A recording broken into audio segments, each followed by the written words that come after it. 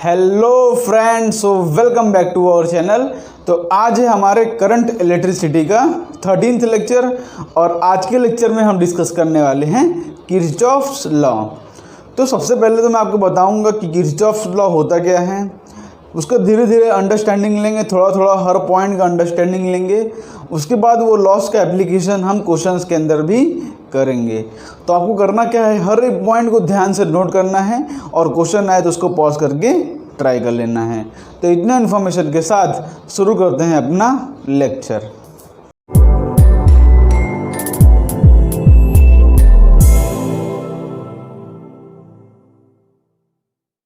तो फ्रेंड्स शुरू करते हैं आज का लेक्चर। तो फ्रेंड्स किरचॉफ के जो होते हैं दो लॉ होते हैं, उसमें से पहला लॉ होता है किरचॉफ्स करंट लॉ और दूसरा लॉ होता है किरचॉफ्स वोल्टेज लॉ। तो सबसे पहले हम बात करेंगे किरचॉफ्स के करंट लॉ को।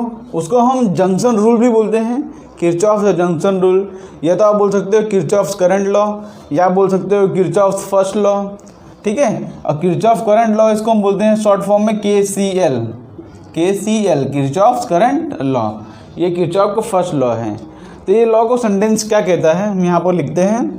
सेंटेंस बोलता है at any junction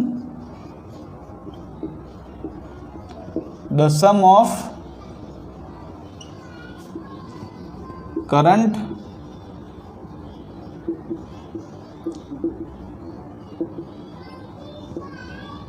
entering the circuit is equal to the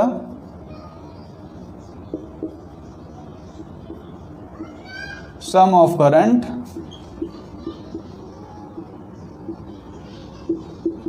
leaving the circuit। तो किरचॉफ का फर्स्ट लॉ क्या कहता है हमसे कि कोई भी ऐसा जंक्शन है जहाँ पे sum of current entering the circuit is always equal to the sum of current leaving the circuit. तो ये लॉ को हम समझते हैं। इसमें पहला वर्ड यूज़ किया है जंक्शन। तो ये जंक्शन का मतलब क्या होता है, जंक्शन का मतलब यहाँ पे लिख लो,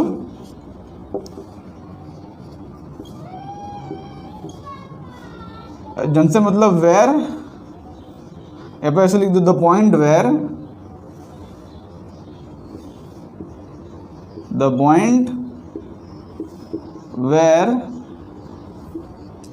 3 or more than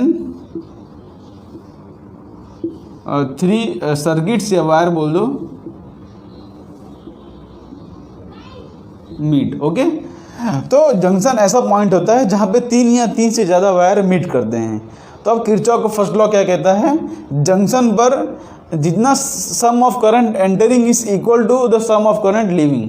ये लॉ हमेशा अप्लाई करते आए हो, खाली इसको हम आज सेंटेंस के फॉर्म में देख रहे हैं। देखो समझ लो ये जंक्शन है, यहाँ पे देखो दो या 3 से ज़्यादा वायर जो है यहाँ पर मीट कर रहे हैं। सपोज यहाँ से करंट आ रहा है I1 और यहाँ पे करंट आया I2, यहाँ पे करंट आया I3। तो एक जंक्शन में total number of current entering कितना है, I1 यहाँ पे है, I2 यहाँ पे है, I3 यहाँ पे है। तो यहाँ से जो करंट निकलेगा ये वाला करंट, सपोज इसको मैं बोल दूँ I4, सपोज इसको मैं बोल देता हूँ I4। यहाँ से जो करंट निकलेगा, देखो ये 3 तो घुस रहे हैं, ये पॉइंट, ये जंक्शन पॉइंट है। ये पॉइंट क्या है, जंक्शन। तो यहाँ पे देखो ये I3 आया, I2 आया और I1 आया और यहाँ पे I4 निकल रहा है। तो यहाँ पे जितना करंट एंटर करेगा उतना ही करंट बाहर निकलेगा। तो यहाँ पे मैं इस तरह से लिख सकता हूँ इसको कि I4 is equal to I1 plus I2 plus I3। यहाँ पे इक्वेशन में डायरेक्टली लिख सकता हूँ। ये लॉ आप हमेशा अप्लाई करते आए हो, जब भी हम सर्किट सॉल्व करते हैं हम वही तो करते हैं। जैसे कि यहाँ पे इस तरह से कुछ सर्किट है और यहाँ पे देखो ब्रांच आउट हो गया। सपोज ये मेरा जंक्शन पॉइंट है, 3 वायर हैं। सपोज यहाँ से करंट आया 5 एम्पियर और यहाँ पे अगर गया 3 एम्पियर, तो डेफिनेटली ये सर्किट में कितना करंट जाएगा, 2 एम्पियर ना, क्योंकि टोटल हमारे पास कितना करंट है, 5। तो यहाँ पे अगर 3 गया तो यहाँ पे 2 आएगा। उस हिसाब से उल्टा भी सोच सकते हो कि यहाँ से अगर 2 एम्पियर आ रहा है, यहाँ से 3 एम्पियर आ रहा है, तो इस तरफ कितना निकलेगा 5 एम्पियर।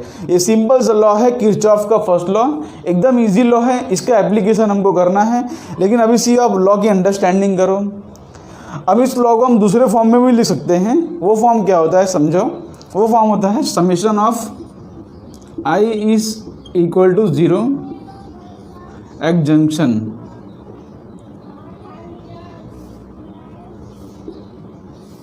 ठीक है, इसको हम दूसरे फॉर्म में भी बोल सकते हैं लॉ को, वही मतलब है summation of current is equal to 0। इसमें क्या करते हैं हम, जो भी करंट एंटर कर रहा है उसको हम पॉजिटिव ले लेते हैं और जो भी करंट बाहर लीव कर रहा है उसको हम नेगेटिव ले लेते हैं। तो यहाँ पर जो सम ऑफ करंट होगा टोटल वो 0 होगा। जैसे यहाँ पर समझ सकते हो कि जो एंटर कर रहा है उसको पॉजिटिव ले लो तो 5, और जो जा रहा है उसको वो ले लो नेगेटिव, तो यहाँ पे आंसर आ जाएगा 0। मतलब जंक्शन पर नेट करंट जो होता है वो 0 होता है। इसको हम जो है किरचॉफ को फर्स्ट लॉ को दूसरे फॉर्म में भी अंडरस्टैंड कर सकते हैं। तो यहाँ पर से भी देखो आप लिख सकते हो कि यहाँ पे देखो ये एंटरिंग है तो इसको पॉजिटिव ले लो, तो I1 plus I2 plus I3, और यहाँ पे ये देखो बाहर लीविंग है तो इसको नेगेटिव ले लो इक्वल टू 0। ठीक है, तो यहाँ पे ये लॉ को इस तरह से भी लिख सकते हो। देखो आप I4 को यहाँ पे ले जाओगे तो सेम वही इक्वेशन आ जाएगा जो हमने पहले निकाला था। तो दोनों का मतलब यही है, दोनों किरचॉफ लॉ को ही समझाना चाह रहे हैं। मतलब तो एक ही है, चाहे आप summation of I equal to 0 लिखा हो चाहे इस तरह से लिखा हो, कोई बुक में किसी भी तरह से लिखा हो, आपको कन्फ्यूजन नहीं होना है। ओके, तो लॉ तो बहुत ही सिंपल है लेकिन इसका एप्लीकेशन हम करते हैं। ओके, तो इसके पहले अब हम सीखते हैं साइन कन्वेंशन। अब हम क्या सीखते हैं, साइन कन्वेंशन। तो इसको यहाँ से मैं रफ करता हूँ।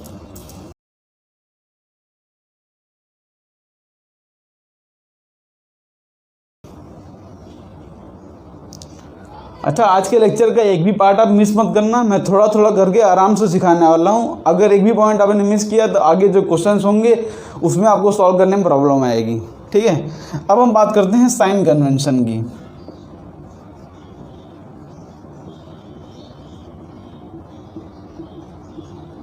साइन कन्वेंशन बहुत ही इंपॉर्टेंट है, इसको आप ध्यान से नोट कर लो। साइन कन्वेंशन जो है बहुत इंपॉर्टेंट है। हम सर्किट सॉल्व करेंगे तो उसके अंदर जो साइन कन्वेंशन हम लेते हैं मींस पोटेंशियल ड्रॉप, उस तरह से हम साइन कन्वेंशन लेते हैं। तो हम देख लेते हैं वो साइन कन्वेंशन किस तरह से होता है। तो यहाँ पे साइन कन्वेंशन देखो, सबसे पहले हम बात करते हैं किसकी बात करते हैं, सबसे पहले हम सेल्स की बात करते हैं। ठीक है, सेल्स में बात करते हैं। यहाँ पे आप नोट कर लो हम साइन कन्वेंशन क्या लेंगे। हमेशा देखो जो पोटेंशियल ड्रॉप होगा, पोटेंशियल ड्रॉप मतलब पोटेंशियल गिर गया मतलब फाइनल पोटेंशियल जो होगा वो कम होगा। मतलब फाइनल माइनस इनिशियल करेंगे तो हमारा आंसर हमेशा नेगेटिव आएगा। तो पोटेंशियल ड्रॉप को हमेशा हम नेगेटिव लेंगे। ठीक है, पोटेंशियल ड्रॉप को क्या लेंगे, नेगेटिव। बस इतनी पॉइंट आप ध्यान रखो। अब देखो यहाँ पर जैसे हमारे पास सेल है, देखो ये हमारे पास सेल है। ठीक है, सपोज यहाँ पर करंट फ्लो कर रहा है इस तरफ I और ये सेल है, इसका पोटेंशियल है V। ठीक है, सेल है, इसका पोटेंशियल है V। और सपोज हम इस डायरेक्शन में इस तरह से मूव कर रहे हैं, हम मूव कर रहे हैं इस डायरेक्शन में। अब देखो यहाँ पर अब पहले इस पॉइंट पर पहुँचोगे, देखो हम इस तरह से निकले तो यहाँ पर हम पहले इस पॉइंट पर पहुँचेंगे। ये पॉइंट क्या है, हाई पोटेंशियल पर है, और ये पॉइंट क्या है, लो पोटेंशियल पर है। तो बताओ यहाँ पर पोटेंशियल ड्रॉप हुआ कि पोटेंशियल गेन हुआ। तो देखो हम सबसे पहले यहाँ पर पहुँचे और यहाँ से यहाँ गए, तो हाई पोटेंशियल से हम लो पोटेंशियल जा रहे हैं। इसका मतलब क्या होगा, यहाँ पे क्या हुआ है, यहाँ पे हुआ है पोटेंशियल ड्रॉप। तो जब भी पोटेंशियल ड्रॉप आएगा तो उसको हम नेगेटिव लेंगे। तो यहाँ पे हम क्या लेंगे, यहाँ पे हमारा जो आंसर आएगा वो आएगा नेगेटिव V, माइनस V लेंगे। ठीक है, इसके अंदर हम क्या लेंगे, माइनस V। इतनी बात आपको ध्यान रखना है। अच्छा, इसमें करंट का कोई मतलब, करंट का लेना देना कोई नहीं है। ठीक है, करंट कहाँ जा रहा है उससे हमको लेना देना नहीं है। हमको सिर्फ देखना है कि मतलब सेल्स के अंदर कि देखो यहाँ पर हाई पोटेंशियल है, यहाँ पर लो पोटेंशियल है, पोटेंशियल ड्रॉप हुआ है तो हम लेंगे नेगेटिव। उसी हिसाब से देखो यहाँ पे देखो इस तरह से ड्रॉ कर देता हूँ मैं फिर से, सपोज ओके। और सपोज इस बार हम मूव कर रहे हैं इस तरफ, इस बार हम कहाँ मूव कर रहे हैं, इस तरफ। तो इस बार देखो ये लो पोटेंशियल वाला पॉइंट है और ये हाई पोटेंशियल वाला पॉइंट है। तो यहाँ पे इस बार हम नेगेटिव से लेके पॉजिटिव तक, ये नेगेटिव से लेके हम पॉजिटिव तक मूव कर रहे हैं। मतलब क्या है कि हम लो पोटेंशियल से लेके हाई पोटेंशियल तक मूव कर रहे हैं। तो इस बार पोटेंशियल गेन हुआ है।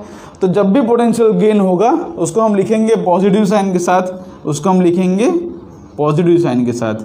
ठीक है, ये होता है साइन कन्वेंशन सर्किट सॉल्व करने के लिए किरचॉफ लॉ के अंदर। ये तो हम अपने तरफ से डिफाइन कर दे रहे हैं, बाकी आप इसका उल्टा लोगे सब में तो भी चलेगा, लेकिन मैं जो बता रहा हूँ सिर्फ उसका आप ध्यान रखो कि यहाँ पर जब भी पोटेंशियल गेन होगा तो हम लेंगे पॉजिटिव, जब भी पोटेंशियल ड्रॉप होगा तो हम लेंगे नेगेटिव।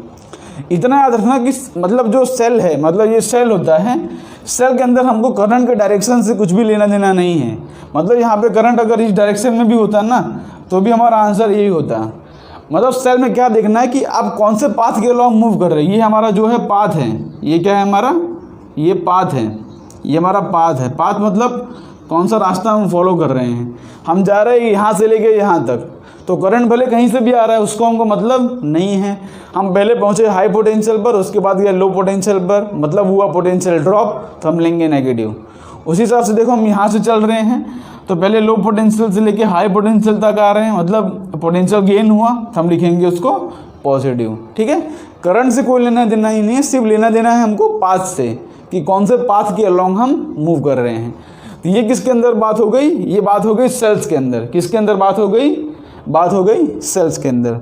अब हम बात कर लेते हैं रजिस्टर्स के अंदर क्या होगा। ठीक है, हम बात करेंगे रजिस्टर के अंदर क्या होगा। सिर्फ इसी फॉर्मूला का यूज़ करके हम अपना पूरा सॉल्व करेंगे। ओके, चलो यहाँ साइड पे ही लिखा देता हूँ, इसके अंदर ही यहाँ पे ही लिखा देता हूँ। सपोज देखो ये मेरा रजिस्टर है, सपोज इसका रेजिस्टेंस R है और यहाँ पे करंट का डायरेक्शन का मतलब है, सपोज यहाँ से करंट I फ्लो कर रहा है। ठीक है, यहाँ से करंट I फ्लो कर रहा है और हम जा रहे हैं करंट के अलॉन्ग, इस तरह से हम मूव कर रहे हैं। हमारा जो पाथ है, हमारा पाथ है इस तरफ, हम यहाँ पे इस तरफ मूव कर रहे हैं। जैसे यहाँ पे हम इस तरफ मूव कर रहे थे, जैसे यहाँ पे हम इस तरफ मूव कर रहे थे, वैसे यहाँ पे हम मूव कर रहे हैं इस तरफ। तो आप समझो करंट, अब बताओ करंट कहाँ से कहाँ फ्लो करता है। करंट हमेशा हाई पोटेंशियल से लेकर लो पोटेंशियल तक फ्लो करता है, आपको पता ही होगा। तो देखो करंट का डायरेक्शन फ्लो करने का ये है। अब यार सिर्फ कॉन्सेप्ट समझो बाबू, इसको मैं याद करने का ट्रिक आपको बता दूंगा, आपको हमेशा याद रहेगा, उसकी टेंशन नहीं है आपको। अब इसी आप कॉन्सेप्ट पे ध्यान दो। देखो करंट जो होता है हमेशा हाई पोटेंशियल से लेके लो पोटेंशियल तक फ्लो करता है कि नहीं। इसका मतलब क्या है कि ये पॉइंट जो होगा, ये पॉइंट जो होगा वो हाई पोटेंशियल पर होगा और ये पॉइंट जो होगा वो लो पोटेंशियल पर होगा। क्यों? क्योंकि करंट कहाँ से कहाँ फ्लो करता है, करंट फ्लो करता है हाई पोटेंशियल से लेके लो पोटेंशियल तक। तो बताओ यहाँ पे पोटेंशियल ड्रॉप हुआ है कि पोटेंशियल गेन हुआ है। यहाँ पे हाई पोटेंशियल से लेके लो पोटेंशियल तक गया, तो यहाँ पे पोटेंशियल क्या हुआ, पहले हाई था फिर लो हो गया, तो पोटेंशियल ड्रॉप हो गया है ना। मतलब फाइनल माइनस, अगर देखो ये कम है ये ज़्यादा है, तो फाइनल माइनस इनिशियल करेंगे तो हमेशा नेगेटिव आएगा कि नहीं। तो यहाँ पे क्या हो गया, पोटेंशियल ड्रॉप। तो यहाँ पे इसको हम क्या लेंगे, इसको हम लेंगे नेगेटिव से। तो यहाँ पे मैं लिखूँगा, देखो इसमें पोटेंशियल क्या होगा बताओ, इसके अक्रॉस पोटेंशियल क्या होगा, इसके अक्रॉस पोटेंशियल होगा IR, लेकिन हम लिखेंगे यहाँ पर -IR। ठीक है, हम क्या लिखेंगे, -IR। हम पोटेंशियल लिख रहे हैं ना, हम क्या लिख रहे हैं, पोटेंशियल की बात कर रहे हैं। यहाँ पर तो डायरेक्टली हमने V और -V लिख दिया, लेकिन यहाँ पर पोटेंशियल क्या होगा, I × R, V = IR होता है। तो हमने यहाँ पे लिखा -IR। क्यों? क्योंकि हम देखो हाई पोटेंशियल से लेके लो पोटेंशियल तक जा रहे हैं। उसी हिसाब से सेम सर्किट ड्रॉ करता हूँ, लेकिन इस बार जो है करंट का डायरेक्शन मैंने चेंज कर दिया। इस बार ये करंट का डायरेक्शन है और हम अभी भी मूव कर रहे हैं इस तरफ, अभी भी हम मूव कर रहे हैं इस तरफ। रजिस्टर में जो है करंट से लेना देना है, यहाँ पे लिख दो, हमको करंट से कोई लेना देना नहीं है, करंट से कोई लेना देना नहीं है। ठीक है, किसके अंदर, किसके अंदर बात कर रहा हूँ मैं, सेल्स के अंदर। लेकिन यहाँ पे अगर हम बात करेंगे रजिस्टर के अंदर, अगर हम बात करते हैं रजिस्टर के अंदर, तो direction of current is important. यहाँ पर लिख लो डायरेक्शन ऑफ करंट,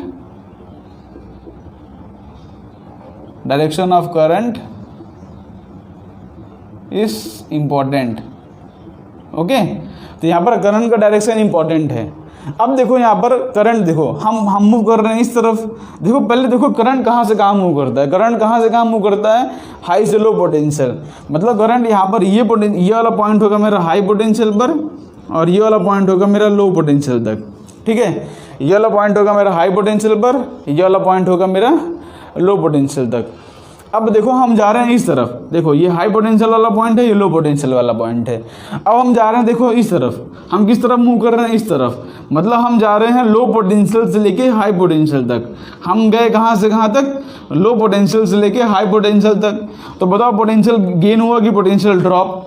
लो से हाई गए मतलब पोटेंशियल गेन हुआ, तो पोटेंशियल गेन को हम क्या लिखेंगे, प्लस आई आर, ठीक है। हम क्या लिखेंगे, प्लस आई आर। अभी से भी आप इसको नोट करो, अभी से भी आप इसको नोट करो। इसको याद करने का ट्रिक आपको पूरा समझाऊंगा मैं। सेल्स के अंदर क्या बात थी, सेल्स के अंदर आपको देखना है कि कहाँ से कहाँ मूव कर रहे हैं हम। पॉजिटिव से नेगेटिव मूव किया, देखो मतलब हाई पोटेंशियल से लो पोटेंशियल मूव किया, पोटेंशियल ड्रॉप हुआ इसलिए नेगेटिव। यहाँ पे देखो हम मूव किए रहे हैं, हम देखो कहाँ से कहाँ मूव कर रहे हैं, पाथ देखो हमारा पाथ। हम मूव कर रहे हैं लो पोटेंशियल से हाई पोटेंशियल, हमारा जब आया पॉजिटिव। इसमें करंट नहीं देखना है आपको, क्या देखना है, पाथ देखना है, ठीक है। इसमें क्या देखना है, पाथ, ठीक है। इसमें जो है करंट से कोई लेना देना नहीं, लेकिन इसके अंदर करंट का डायरेक्शन मैटर करता है। तो देखो यहाँ पर पहले ये हाई पोटेंशियल था, ये लो पोटेंशियल। अगर हम देखो करंट के अलॉन्ग मूव कर रहे हैं तो हमारा आंसर नेगेटिव आ रहा है। अगर हम करंट के अपोजिट मूव कर रहे हैं तो हमारा आंसर पॉजिटिव आ रहा है, ठीक है। किस तरह से, क्योंकि करंट के देखो ये हाई पोटेंशियल था, लो पोटेंशियल, तो हम यहाँ पे हाई पोटेंशियल से लेकर लो पोटेंशियल तक मूव कर रहे हैं, तो पोटेंशियल ड्रॉप हुआ इसलिए हमारा आंसर नेगेटिव आया। उसी हिसाब से देखो ये हाई पोटेंशियल था, ये लो पोटेंशियल, तो हम लो पोटेंशियल से लेके हाई पोटेंशियल मूव कर रहे हैं, देखो हमारा पाथ। तो यहाँ पर आंसर क्या है, पॉजिटिव। इसको नोट कर लो। अब इसको याद करने का ट्रिक आपको समझाते हैं। याद करने का ट्रिक क्या है, लिख लो, यहीं पर लिख लो याद करने का ट्रिक।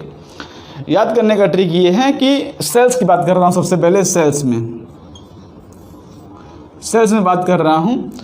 तो अगर आप देखो जो बाद में आया ना वही हमारा आंसर होगा। देखो हम अगर पॉजिटिव से नेगेटिव मूव किए, पॉजिटिव से नेगेटिव, अगर हम पॉजिटिव से लेके नेगेटिव तो मूव किए तो हमारा आंसर आ जाएगा नेगेटिव।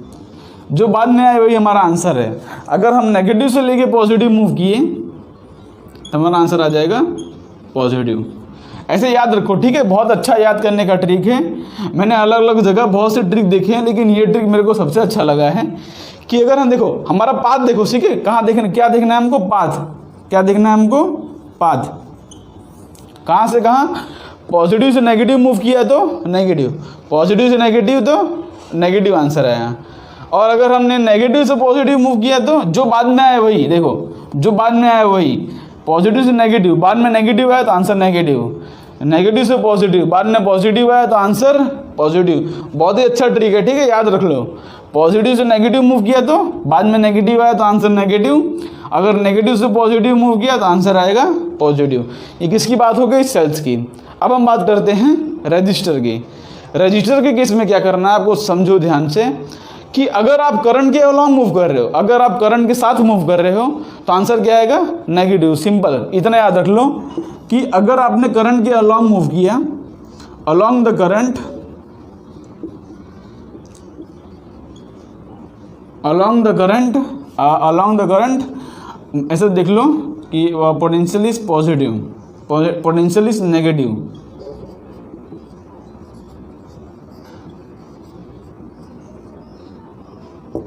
मतलब ये सिर्फ याद रखने का ट्रिक है, ठीक है। ऐसा आप लॉजिकली मत सोचना है इसको कि देखो करंट इस तरफ था, हम अगर करंट के अलॉन्ग मूव कर रहे हैं, देखो जिस तरफ करंट है उसी तरफ हम मूव कर रहे हैं तो हमारा आंसर आएगा नेगेटिव। तो देखो यहाँ पर करंट इस तरफ है, हम मूव कर रहे हैं उसके अपोजिट, करंट के अपोजिट मूव किया तो आंसर आएगा पॉजिटिव। आप सिर्फ इतना याद रखो कि अगर आप करंट के साथ मूव कर रहे हो तो आंसर आएगा नेगेटिव, करंट के साथ तो आंसर आएगा नेगेटिव, करंट के अपोजिट तो आंसर आएगा पॉजिटिव। सेल्स के अंदर अगर नेगेटिव से पॉजिटिव, बाद में जो आए वही, नेगेटिव से पॉजिटिव तो पॉजिटिव, पॉजिटिव से नेगेटिव तो नेगेटिव। जो भी बाद में आ रहा है, जो भी बाद में आएगा वही हमारा, देखो यहाँ पे यहाँ से यहाँ है, बाद में क्या है पॉजिटिव, तो हमारा आंसर आएगा पॉजिटिव। यहाँ से यहाँ गए, बाद में क्या है नेगेटिव, तो आंसर आएगा नेगेटिव। ठीक है, अपना पाथ देखना है हमको, पाथ। इसमें भी हमारा देखो, अगर हमारा पाथ जो है करंट के अलॉन्ग है तो आंसर आएगा नेगेटिव, करंट के अपोजिट है तो आंसर आएगा पॉजिटिव। ये इसका याद रखने का ट्रिक है। और ये होता है डायरेक्शन, ये डायरेक्शन को यूज़ करके हम सर्किट सॉल्व करेंगे। ठीक है, ये डायरेक्शन को यूज़ करके हम क्या करेंगे, सर्किट्स सॉल्व। तो इसको मैं रफ करता हूँ, इसके बेस पे हम क्वेश्चंस करते हैं। बिकॉज कॉन्सेप्ट तो बहुत ही सीख सकते हो आप, लेकिन जब तक क्वेश्चन नहीं करोगे तब तक आपको कॉन्सेप्ट का एप्लीकेशन नहीं होगा। तो इसको यहाँ से मैं रफ करता हूँ।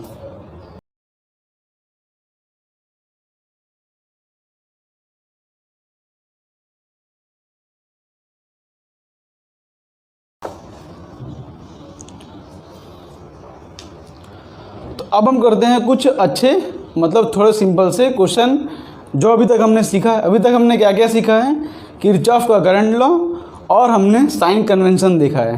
ठीक है, तो एक दो बेसिक से क्वेश्चन कर लो यहाँ पर। बेसिक से क्वेश्चन मतलब इस तरह से, जैसे मैं यहाँ पर इस तरह से सर्किट ड्रॉ कर देता हूँ। ओके, सपोज में ये मेरा पॉइंट ए है, ये मेरा पॉइंट बी है। सपोज हम मूव कर रहे हैं इस तरफ, ये मेरा पाथ है और करंट का डायरेक्शन आई इस तरफ है। ओके, पॉजिटिव से हमने करंट निकाला है, आई हमारा इस तरफ है। अब हमको इसमें क्वेश्चन मेरा क्या है, क्वेश्चन है मेरा, सपोज ये मेरा 2 ओम है, सपोज ये मेरा 4 वोल्ट है। Find potential difference between VA, find VA minus VB। हमको चलो पोटेंशियल डिफरेंस ढूंढना है ना, VA माइनस VB। हमको VA माइनस VB बताओ, इन दोनों पॉइंट के बीच में पोटेंशियल डिफरेंस बताओ। तो किस तरह से करेंगे हम, देखो सबसे पहले हमारा पाथ क्या है, हमारा पाथ इस तरफ है, ये मेरा पाथ है। ठीक है, तो हमने आपको 2 ट्रिक बताई है।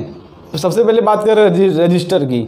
तो देखो यहाँ पर रजिस्टर के अंदर क्या देखना है कि करंट का डायरेक्शन, देखो करंट का डायरेक्शन इस तरफ है, हम मूव कर रहे हैं इस तरफ, हमारा डायरेक्शन इस तरफ है, करंट का डायरेक्शन इस तरफ है ना।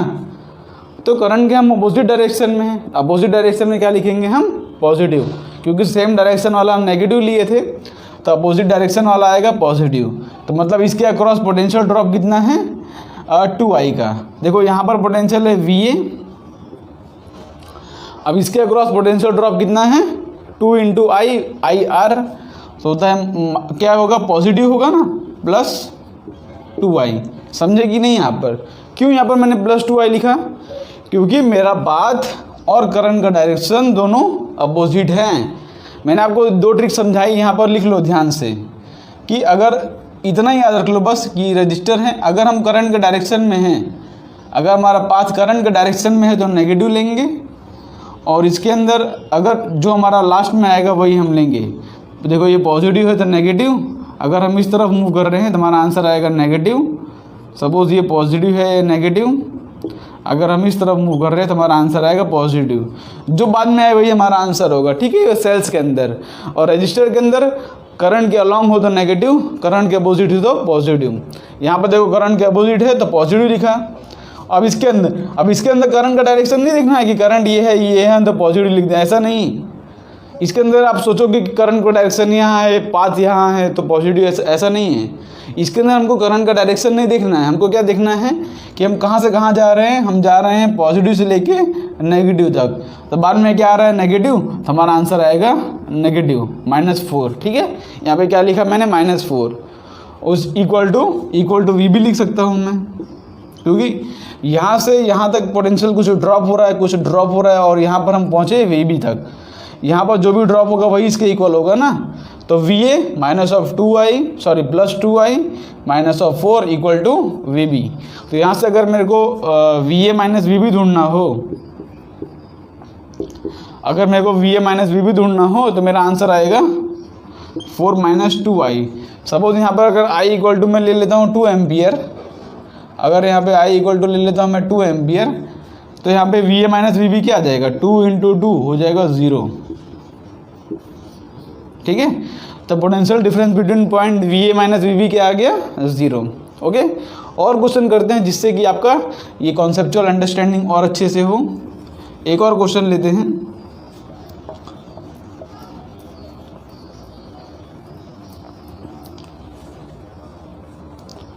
आपको सिर्फ उतना ही याद रखना है, उसके बेस पे हम सॉल्व करते हैं। सपोज़ देखो ये मेरा रजिस्टर है, यहाँ पर ये सेल है, ये दूसरा सेल है, ये रजिस्टर है, ये पॉइंट बी है, ये पॉइंट ए है। सपोज़ यहाँ से करंट निकला है आई,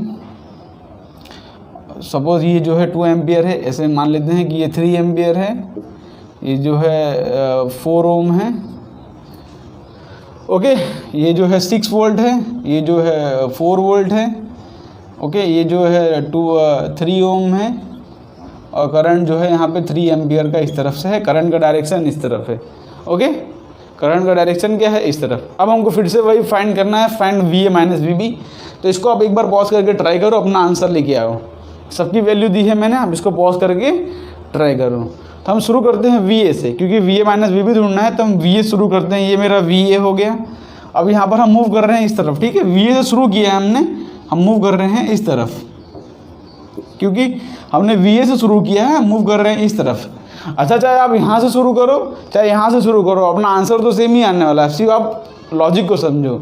मैंने VA से शुरू किया है, कोई बात नहीं, चलो तो VA शुरू करूँगा। तो VA, अब देखो यहाँ पर हमारा डायरेक्शन करंट के अपोजिट है रजिस्टर के अंदर, तो हमारा आंसर क्या आएगा, पॉजिटिव आएगा, है ना। करंट के अपोजिट है तो पॉजिटिव। और पोटेंशियल ड्रॉप कितना है, 4 3 12, ओके। 4 3 12 का 12 वोल्ट का। उस हिसाब से देखो यहाँ पर क्या होगा, हम पॉजिटिव से लेके नेगेटिव तक मूव कर रहे हैं, तो हमारा आंसर आएगा -6 लिखेंगे। और यहाँ पर मैं मूव कर रहा हूँ नेगेटिव से पॉजिटिव, बाद में क्या आया, पॉजिटिव, तो हम लिखेंगे यहाँ पर +4। यहाँ पे बाद में आया था नेगेटिव, हमने लिखा नेगेटिव। हम यहाँ पर पहुँचे, नेगेटिव से पॉजिटिव मूव कर रहे हैं, क्योंकि हमारा पाथ ये है, तो हमने लिखा है यहाँ पर पॉजिटिव। उसी हिसाब से यहाँ पर देखो करंट का डायरेक्शन इस तरफ, हम मूव कर रहे हैं इस तरफ, अपोजिट डायरेक्शन, तो पॉजिटिव है 3 3 9 वोल्ट हो जाएगा, इक्वल टू 0 नहीं होगा, इक्वल टू होगा VB, क्योंकि यहाँ पे पॉइंट VB है। अब हमको फिर से VA माइनस VB ढूंढना है, VA माइनस VB, ठीक है। ये सब वोल्ट ही हैं, तो ये वोल्ट वाला हटा दो, तो VA माइनस VB हो जाएगा, कितना होगा, पहले यहाँ पर इसको इस तरह सॉल्व करो।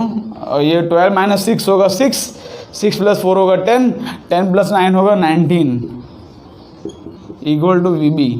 तो VA minus VB equal to answer आएगा -19। अच्छा, ज़रूरी नहीं कि आप यहाँ से शुरू करो, हमको सिर्फ VA माइनस VB ढूंढना है। अब चाहे यहाँ से भी शुरू कर लो, कोई दिक्कत नहीं होगी, हम VB से स्टार्ट करेंगे। अच्छा, इसी क्वेश्चन को मैं अगर इस तरह अलग बात लेता तो किस तरह से करता, आप आंसर नोट कर लो कि VA माइनस VB मेरा आता है -19, ये मेरा आंसर आना चाहिए। VA minus VB equal to -19। चलो एक काम करते हैं, इसका पाथ चेंज करके देखते हैं। हम किसी भी अलॉन्ग मूव करें, हमारी मर्जी है ना वो तो, लेकिन हमको सिर्फ कॉन्सेप्ट ध्यान रखना है।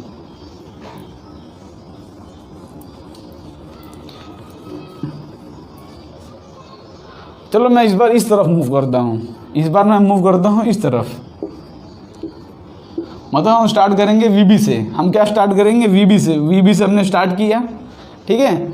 अब देखो यहाँ पर हमारा डायरेक्शन जो है करंट के अलॉन्ग है ना, करंट के अलॉन्ग हम मूव कर रहे हैं, तो आएगा नेगेटिव, आ जाएगा 3 3 9 हो जाएगा। V इक्वल टू IR होता है, 3 3 9। अब उसी हिसाब से यहाँ पर देखो, हम पॉजिटिव से लेकर नेगेटिव तक, तो ये मेरा होगा -4, है ना। पॉजिटिव से नेगेटिव, बाद में क्या है नेगेटिव, क्योंकि हम इस तरफ मूव कर रहे हैं, तो बाद में आया नेगेटिव, तो हमने लिखा नेगेटिव। अब यहाँ पे बाद में आ रहा है पॉजिटिव, तो हम लिखेंगे यहाँ पर +6।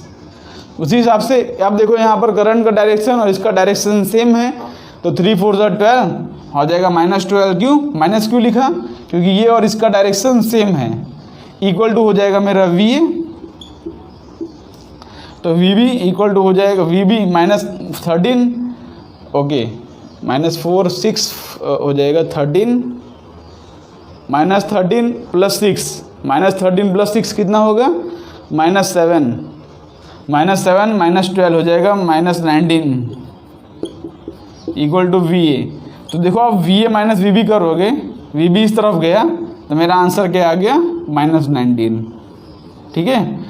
तो ज़रूरी नहीं है पाथ किसके अलॉन्ग लो, लेकिन आप जिसके भी अलॉन्ग, आपको सिर्फ ये ध्यान रखना है कि अगर आप करंट के अलॉन्ग हो तो हमारा आंसर आएगा नेगेटिव, अगर आप करंट के अपोजिट हो तो हमारा आंसर आएगा पॉजिटिव। एक क्वेश्चन आप खुद से ट्राई करोगे पक्के से। चलो एक क्वेश्चन आप खुद से ट्राई कर लो, खुद से एक क्वेश्चन ट्राई कर लो। ओके, तो यहाँ पर एक क्वेश्चन लेते हैं। देखो ये मेरा हो जाएगा आर रेजिस्टेंस का, और सपोज इसमें यहाँ पर मैं इस तरह से वोल्टेज ले लेता हूँ। सपोज इधर मेरा हो गया रेजिस्टेंस और यहाँ पर इस तरह से ले लिया है। सपोज ये मेरा पॉइंट VA है, ये मेरा पॉइंट है VB और ये मेरा पॉइंट है VC, और ये जो है मेरा 6 वोल्ट है, ये जो है 10 वोल्ट है। ओके, सपोज़ ये जो है मेरा ये मेरा 10 वोल्ट पे है, और यहाँ पर इसको इस तरह से मैं हटा देता हूँ यहाँ पर, और ये मेरा पॉइंट है VB। ओके, सपोज़ ये जो है 6 वोल्ट पर है, तो और ये जो है VC है। हमको ढूंढना है यहाँ पर, ये जो है 6 ओम है, ये जो है 2 ओम है, और यहाँ पे करंट फ्लो कर रहा है इस तरफ 3 एम्पियर का। ठीक है, अब हमको ढूंढना क्या है क्वेश्चन के अंदर, मैं बोलता हूँ आपको 2 चीज़ ढूंढना है, फाइंड VB एंड VC। आप इसको एक बार पॉज करके ट्राई कर लो। हमको यहाँ पर VB और VC दोनों ढूंढना है, तो हम इसको किस तरह से सॉल्व करेंगे देखते हैं। देखो हम यहाँ से शुरू करते हैं। देखो VA मेरे को दिया है 10, तो मैं 10 से शुरू करता हूँ। ये मेरा पॉइंट हो गया 10। अब देखो तो 6 3 18, यहाँ पर हम देखो, चलो इस तरह से मूव कर रहा हूँ मैं। पाथ पहले अलॉन्ग डिफाइन कर लो, मैंने पाथ इस तरह से डिफाइन कर दिया। अब यहाँ पर देखो हम करंट के अपोजिट हैं, तब पॉजिटिव आंसर आएगा। तो 6 3 हो जाएगा 18, 10 + 18 हो गया ना, 6 3 18 इक्वल टू हो जाएगा मेरा VB, इक्वल टू हो जाएगा ना मेरा VB, क्योंकि यहाँ से लेके यहाँ तक ड्रॉप हुआ वही तो मेरा VB होगा। तो यहाँ पर जो VB की वैल्यू आ रही है वो डायरेक्टली आ गई 28 वोल्ट। तो यहाँ पर हो गया 28 वोल्ट। ठीक है, 28 वोल्ट। तो यहाँ पर हम 28 वोल्ट पर पहुँचे हैं। VB हमारा कितना है 28 वोल्ट। अब VB से आगे बढ़ते हैं। देखो VB हो जाएगा यहाँ पर VB। अब यहाँ पर देखो इसमें हम करंट के अपोजिट हैं। ये देखो ये मेरा करंट का डायरेक्शन है 3 एम्पियर, तो हम करंट के अपोजिट हैं, है ना, करंट के अपोजिट। तो यहाँ पर हो जाएगा पॉजिटिव, तो 3 2 हो जाएगा 6, तो VB + 6। अब यहाँ पर देखो पॉजिटिव से लेके नेगेटिव तक जा रहे हैं हम। अगर हम पॉजिटिव से लेके नेगेटिव तक जा रहे हैं तो हमारा आंसर क्या आएगा -6 इक्वल टू हो जाएगा VC। तो यहाँ 6 और 6 कैंसल, तो VB = VC। VB = VC आ गया, मतलब मेरा VC की वैल्यू भी हो जाएगी 28 वोल्ट। VC की वैल्यू हो जाएगी 28 वोल्ट। क्यों? क्योंकि यहाँ पे ये नेगेटिव था, ये पॉजिटिव था, ये कैंसिल आउट हो गया। तो यहाँ पर VB = VC आ गया। ठीक है, तो कभी भी इस तरह का सर्किट हो तो आप इस तरह से इसको सॉल्व कर सकते हो, डिफरेंट वैल्यूज़। सिर्फ आपको साइन कन्वेंशन का ध्यान देना है, सर्किट तो आप इजीली सॉल्व कर लोगे। ओके, तो इसको यहाँ से मैं रफ करता हूँ।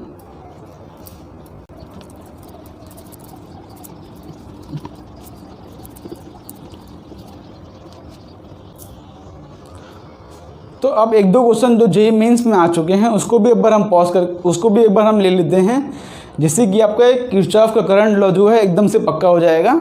ओके, अब देखो ये क्वेश्चन जो है JEE मेन 2019 में आया था। ये क्वेश्चन भी जो है किरचॉफ के करंट लॉ जो है उस पर बेस्ड है। देखो यहाँ पर कुछ इस तरह से सर्किट दी है। यहाँ पर पोटेंशियल है 0, यहाँ से I1 करंट आया, यहाँ से I2 करंट आया, और यहाँ से I चला गया, है ना। यहाँ से I2 करंट आया, यहाँ से I1 करंट आया, यहाँ पे I चला गया। क्वेश्चन हमको पूछा है कि I की वैल्यू क्या होगी जब सर्किट जो स्विच है उसको हम क्लोज कर देंगे। अगर हम इस स्विच को क्लोज कर दें तब I की वैल्यू क्या होगी, तब इसको हमको सॉल्व करना पड़ेगा। अभी हमने जो सीखा है पोटेंशियल वाला, हमने साइन कन्वेंशन उसका यूज़ करेंगे। अब देखो, अच्छा एक क्वेश्चन को किस तरह से अप्रोच करेंगे पहले वो देखो। यहाँ से I1 आ रहा है, यहाँ से I2 आ रहा है, यहाँ पे I क्या है। ठीक है, अब हम क्या करेंगे, हमको सिंपल हमको I की वैल्यू फाइंड करनी है। तो यहाँ पर देखो 3 इक्वेशन बनेंगी। एक देखो यहाँ पर अगर इस तरह मूव करूँगा, अगर मैं यहाँ से लेके यहाँ तक जाऊँगा तब एक इक्वेशन बनेगी, और यहाँ से लेके यहाँ तक आऊँगा तब एक इक्वेशन बनेगी, और एक यहाँ से लेके यहाँ तक जाऊँगा तब एक इक्वेशन बनेगी। हमारे पास 3 पाथ हैं, यहाँ से लेके यहाँ, यहाँ से लेके यहाँ और यहाँ से लेके यहाँ। और यहाँ पर हमारे पास 3 वेरिएबल होगा, i, i1 और i2। उसके बेस पे हम सॉल्व कर लेंगे। ठीक है, हमको साइन कन्वेंशन तो आता ही है। इस तरह से इस क्वेश्चन को अप्रोच करना है। हमने अभी साइन कन्वेंशन और जो करंट लॉ सीखा है दोनों का साथ में एप्लीकेशन यहाँ पर करेंगे। ठीक है, तो यहाँ पर इस पॉइंट से शुरू करता हूँ। सपोज ये मेरा पॉइंट जो है ए है, इस पॉइंट से शुरू करता हूँ। तो हमको 3 पाथ, सपोज ये पाथ मेरा 1 है, सपोज ये मेरा सेकेंड पाथ है, ये मेरा थर्ड पाथ है। पाथ चूज़ करना है, हम किसके अलॉन्ग मूव कर रहे हैं। हम इसमें इसके अलॉन्ग मूव करेंगे इस तरह से, और यहाँ पर ऐसे जाएंगे और यहाँ पर आएंगे ऐसे। ठीक है, अपने हिसाब से चूज़ कर सकते हो, नीचे से ऊपर भी चूज़ कर सकते हो, कोई दिक्कत नहीं है। मैं इस तरह से चूज़ करता हूँ। यहाँ पर पाथ 1 का इक्वेशन लिखता हूँ। देखो मैं यहाँ से लेके यहाँ तक मूव कर रहा हूँ, तो सबसे पहले आ रहा है 20, तो यहाँ पर लिखता हूँ मैं 20। पाथ 1 की बात कर रहा हूँ, 20 लिखा मैंने। और यहाँ पर देखो मैं करंट के अलॉन्ग मूव कर रहा हूँ। देखो करंट के अलॉन्ग, यहाँ पर करंट क्या है I1, तो यहाँ पे हो जाएगा -2I1। ठीक है, माइनस क्यों लिखा, क्योंकि मैं अलॉन्ग हूँ और यहाँ पर करंट कितना है I1। ध्यान रखना है, मैंने यहाँ पर लिखा है I1। अब मैं यहाँ पे घूमा, यहाँ पे आया, देखो यहाँ पे भी मैं इस तरह से ही मूव कर रहा हूँ ना। देखो करंट के अलॉन्ग मूव कर रहा हूँ, करंट के अलॉन्ग, तो करंट के अलॉन्ग मूव करेंगे तो नेगेटिव आएगा। और यहाँ पर करंट कितना है I, तो यहाँ पर हो जाएगा -2I इक्वल टू, यहाँ पर कौन सा इक्वल टू 0 हो जाएगा ना, क्योंकि यहाँ पर हम पहुँचते पहुँचते आगे 0 पे। तो हो जाएगा मेरा 20 equal to 2I1 plus 2I। ये मेरा बन गया पहला इक्वेशन। ठीक है, ये मेरा बन गया पहला इक्वेशन। अब मैं क्या करता हूँ, देखो अब मैं जाता हूँ यहाँ से लेके यहाँ तक, यहाँ से लेके यहाँ तक जाता हूँ। तो देखो क्या होगा, या तो आप सेकंड पाथ ये है ना, तो हमारा सेकंड पाथ लिखता हूँ मैं, सेकंड पाथ की इक्वेशन। यहाँ शुरू कर रहा हूँ, सबसे पहले आएगा 10। अब देखो यहाँ पर, ये देखो ये मेरा पाथ है ना, तो मैं करंट के अलॉन्ग मूव कर रहा हूँ, करंट के अलॉन्ग मूव करूँगा, आंसर आएगा नेगेटिव, तो -4I2। यहाँ पर देखो करंट के अलॉन्ग मूव कर रहा हूँ, तो फिर से आंसर आएगा नेगेटिव। कौन सा आएगा, -2I इक्वल टू आ जाएगा 0। तो यहाँ से लिख सकता हूँ ना मैं 2I plus 4I2 equal to, ये इस तरफ चला गया, इक्वल टू हो जाएगा 10। तो ये मेरा सेकंड इक्वेशन है। हमको फाइंड करना है वैल्यू ऑफ I के लिए हमको I1 चाहिए, और देखो ये I और I2 आ गया। ओके, तो यहाँ पर तीसरा इक्वेशन लिखता हूँ मैं, ये वाला इक्वेशन, ये वाला इक्वेशन। तो यहाँ से मैं A से लेके B तक मूव करूँगा, थर्ड पाथ। ठीक है, थर्ड पाथ कहाँ से मूव करूँगा, A से। तो A कितना है मेरा 20 वोल्ट पर। उसके बाद देखो मैं करंट के अलॉन्ग मूव कर रहा हूँ, करंट के अलॉन्ग मूव करूँगा, आंसर आएगा नेगेटिव। तो देखो ये करंट के अलॉन्ग है ना, तो आ जाएगा -2I1। और यहाँ पर देखो, यहाँ पर करंट के मैं अपोजिट मूव कर रहा हूँ। देखो करंट यहाँ पर इस तरफ आ रहा है, मैं मूव कर रहा हूँ इस तरफ, तो आंसर आएगा पॉजिटिव। यहाँ पर लिखोगे पॉजिटिव, और क्या लिखोगे 4I2 लिखोगे। इक्वल टू क्या लिखोगे, इक्वल टू 0 मत लिख देना, यहाँ पर पोटेंशियल क्या है, इक्वल टू 10 लिखना। ठीक है, इक्वल टू 0 नहीं लिखना था, यहाँ पर 0 आ रहा था इसलिए हमने 0 लिखा था। ठीक है, इक्वल टू यहाँ पर क्या लिखा 10। अब सॉल्व कर लो तो क्या हो जाएगा मेरा 20 - 10 हो जाएगा 10 इक्वल टू हो जाएगा 2I1 -4I2। अब मैं क्या करता हूँ, मेरे 3 इक्वेशन हमने लिख लिया। ठीक है, अब हम अपना अप्लाई करेंगे किरचॉफ का करंट लॉ, बिकॉज हमारा सबसे मेन इक्वेशन है। जब तक आप उसको नहीं लिखोगे तब तक आपका इसका आंसर नहीं आएगा। वो इक्वेशन क्या है, वो इक्वेशन है I equal to I1 plus I2। जब तक आप ये इक्वेशन नहीं लिखोगे तब तक इसमें आप घूम फिरते रहोगे, आपके जो है I की वैल्यू नहीं आएगी। भले आप कितना भी सॉल्व करके ट्राई कर लो, इन 3 इक्वेशन से I की वैल्यू लाने के लिए आपकी नहीं आएगी। तो हम क्या करेंगे, देखो I1 की वैल्यू I के टर्म में लाके यहाँ रखेंगे, I2 की वैल्यू I के टर्म में लाके यहाँ रखेंगे, और I की वैल्यू ढूंढ लेंगे। तो यहाँ से I1 की वैल्यू I के टर्म में, तो यहाँ से हो जाएगा 20 - 2I/2। ये हो जाएगा, सिंपल हो जाएगा। ये देखो ये हो जाएगा I1, यहाँ से I1 इक्वल टू हो रहा है 10 minus I, simple. I1 equal to 10 minus I, और यहाँ से I2 वैल्यू देख लो आई के टर्म में, यहाँ से ये इक्वेशन में से, तो I2 वैल्यू हो जाएगी, I2 इक्वल टू हो जा रहा है 5 माइनस आई बाई 2। देखो दो हमने वैल्यू लाई, I1 की वैल्यू आई 10 माइनस आई, यहाँ से देखो I2 वैल्यू क्या होगी 10 माइनस 2i बाई 2, तो यहाँ से 5 माइनस, देखो I2 तो 5 माइनस आई बाई 2 आ गया। अब यही इक्वेशन हम इसके अंदर पुट कर देंगे, तो I इक्वल टू है ही, देखो ऊपर लिखता हूँ इसको थोड़ा इस तरफ लिखते हैं हम। देखो I इक्वल टू है I1 प्लस I2, तो यहाँ से I लिखा है मैंने। I1 की वैल्यू क्या है 10 माइनस आई, और यहाँ से I2 की वैल्यू क्या है 5 माइनस आई बाई 2। अब इसको सॉल्व कर लो, तो यहाँ से हो जाएगा 2i equal to 20 minus 2i plus 5 minus I, ये हो गया ना। तो यहाँ से हो गया minus 3i, okay, 20 minus 25, 20 plus 5 हो गया 25 माइनस 3i इक्वल टू हो रहा है 2i, तो यहाँ से हो जाएगा 5i इक्वल टू 25, और यहाँ से i की वैल्यू आ जाएगी 5 एम्पियर। तो क्वेश्चन अच्छा था, जेईई मेन 2019 में आया था। ये क्वेश्चन के अंदर हमने जो साइन कन्वेंशन सीखा है वो यूज़ हुआ, और जो है किरचॉफ करंट लॉ जो है, जब तक आप इसको अप्लाई नहीं करोगे I equal to I1 plus I2, वो भी यूज़ नहीं हो पाएगा, तभी इसका आंसर आएगा। तो हमारा आंसर क्या आ गया 5 एम्पियर। तो होप्स आपको ये क्वेश्चन समझ पड़ा होगा। एक और क्वेश्चन ले लेते हैं किरचॉफ करंट लॉ के ऊपर, तो इसको यहाँ से मैं रफ करता हूँ। किरचॉफ करंट लॉ के ऊपर ये क्वेश्चन भी आया था जेईई मेन 2019 में भी, इसको भी एक बार पॉज करके आप ट्राई कर लो। यहाँ पर सिंपली हम करंट, सिंपल सा लॉ है, सिर्फ इसमें आपको किरचॉफ करंट लॉ यूज़ होगा, ठीक है, सिंपल है। इसको सॉल्व कर लो एक बार पॉज करके। हमको देखो I4 और I5 और I1 की वैल्यू दी है, I2 और I3 और I6 की वैल्यू हमको फाइंड करना है, ठीक है। तो किस तरह से सॉल्व करेंगे हम इसको, सॉल्व करना शुरू करते हैं, ठीक है। तो सबसे पहली बात देखो आप कि I1 की जो वैल्यू है वो माइनस दी है। अच्छा, कभी भी आप एक बार नोट कर लो, यहाँ पे एक बार नोट कर लो कि कभी भी आपको अगर करंट नेगेटिव आ रहा है, करंट का आंसर क्या आ रहा है नेगेटिव,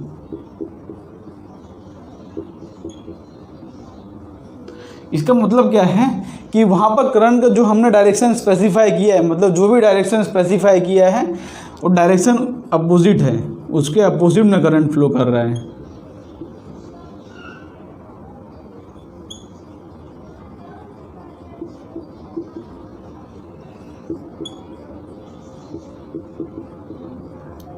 ठीक है, अब ये बात नोट कर लो कि जो भी आपने डायरेक्शन असाइन किया होगा उसके अपोजिट करंट फ्लो कर रहा होगा, तभी तो उसका आंसर नेगेटिव आया है। अगर यहाँ पे करंट इसका डायरेक्शन चेंज कर दे तो आंसर जो हो जाएगा पॉजिटिव, ठीक है। ये बात आप नोट करके लिख लो। अब इसको हम सॉल्व करना शुरू करते हैं। यहाँ पर देखो I1 की वैल्यू जो है वो नेगेटिव दी है, इसका मतलब क्या है कि I1 जो है ना उसका डायरेक्शन उल्टा होगा, उसका डायरेक्शन कुछ इस तरफ होगा। ये मेरा I1 का डायरेक्शन है, ये मेरा I1 का डायरेक्शन है। ये जो डायरेक्शन दिया था ये गलत है, क्योंकि गलत मतलब ये भी सही है। अगर हमने डायरेक्शन इसी तरफ लिखा है तो आप नेगेटिव में लिख सकते हो, या तो आप उसको डायरेक्शन चेंज करो सिंपली, और डायरेक्शन चेंज कर देंगे तो अब जो I1 की वैल्यू है वो 0.3 हो जाएगी, मतलब माइनस नहीं हट जाएगा। या तो आप नेगेटिव में रखो, आपकी इच्छा है, लेकिन मैं क्या करता हूँ इसका डायरेक्शन चेंज कर देता हूँ और वो हो गया पॉजिटिव। अब देखो, अब हमको सॉल्व करना है किसके किसके, I2, I3 और I6। तो यहाँ पर देखोगे आप तो जो I5 है, I5 देखो यहाँ पे गया, यहाँ पे चला गया, मतलब कि I5 is equal to I6 है ना। यही I5 है, वही तो I6 है। यहाँ पे कोई डिवाइड हुआ है थोड़ी, करंट कहाँ डिवाइड हुआ है, यहाँ पे जो करंट था वही करंट यहाँ पे चला गया। तो I5 is equal to I6, तो I5 की वैल्यू हमको दी है शायद, तो ये भी हो जाएगा। I6 की जो वैल्यू है वो हो जाएगा 0.4 एम्पियर, ठीक है। इसकी वैल्यू क्या हो गई 0.4, और ये हमको I5 दिया था 0.4, और I4 हमको दिया है 0.8, ये हमको दिया है 0.8 एम्पियर। I3 हमको दिया नहीं है, और I2 भी नहीं दिया है।